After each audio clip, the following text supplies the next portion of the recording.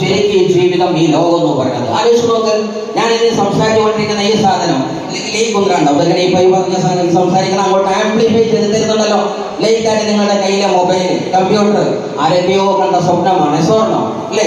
അവര് ജീവിതത്തിൽ ഒരു ഗതിക്ക് പരഗതിയില്ലാതെ വിഷം വാങ്ങാൻ കാശില്ലാതിരിക്കുന്ന സമയത്ത് എങ്കിൽ എന്നാൽ ഞാനൊരു മൊബൈൽ കണ്ടുപിടിക്കട്ടെ, എന്നാലേ ഇന്നത്തെ ഭക്ഷണം കഴിക്കാൻ പറ്റുള്ളൂ, അങ്ങനെ കണ്ടുപിടിച്ചതാണോ ഇത്? നെവർ, ഒരിക്കലും അല്ല. പിന്നെ എങ്ങനെ, എന്താണ് ഒരു ഭ്രാന്തമായ ആവേശം. എനിക്ക് ഈ കാര്യം മനസ്സിലായി. നാട്ടുകാരൊക്കെ പറഞ്ഞാൽ എനിക്ക് എന്തിന്റെ ഭ്രാന്താണ് പറയാ. കാര്യം എന്താണ്? മൊബൈലൊക്കെ കണ്ടുപിടിക്കുന്നത് എന്തിനാ? കാറ് കണ്ടുപിടിക്കാൻ വേണ്ടി നിന്ന ഹെൻറി ഫോർഡുമാരോട് കാളവണ്ടി ഉരുട്ടുന്ന സമൂഹം ചോദിച്ച ചോദ്യമുണ്ട്, എന്തിനാ സുഹൃത്തെ, ഇവിടെ മര്യാദക്ക് റോഡ് പോലും ഇല്ല. ഇന്നോ നമുക്ക് റോഡ് വലുപ്പമില്ല, രണ്ടും രണ്ടാണ് അല്ലേ? ആ സമയത്ത് അയാള് കാറ് കണ്ടുപിടിക്കുമ്പോ കാറിന്റെ ആവശ്യം ഉണ്ടായിരുന്നോ? ഇല്ല. അങ്ങനെ കാർ അയാൾ കണ്ടുപിടിച്ചിട്ടില്ലെങ്കിലോ എങ്ങനെ നിങ്ങൾ കണ്ടെത്തല്? കാളവണ്ടിയിൽ നിന്നാണ് ഇങ്ങോട്ട് എത്താൻ തോന്നുന്നുണ്ടോ?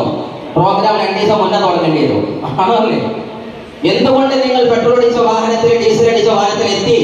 ബിക്കോസ് അന്ന് കാറ് കണ്ടുപിടിക്കാൻ തീരുമാനിച്ച മനുഷ്യൻ എതിരാളികൾ കുടുംബത്തിൽ നിന്ന് വന്നിട്ടും നാട്ടിൽ നിന്ന് വന്നിട്ടും ഭ്രാന്തമായ ആവേശത്തിന്റെ ബാക്കിൽ പോയതുകൊണ്ടാണ് ഇന്ന് നമ്മൾ ആ വണ്ടിയിൽ വന്നത്, ആണോ അല്ലേ? യെസ്.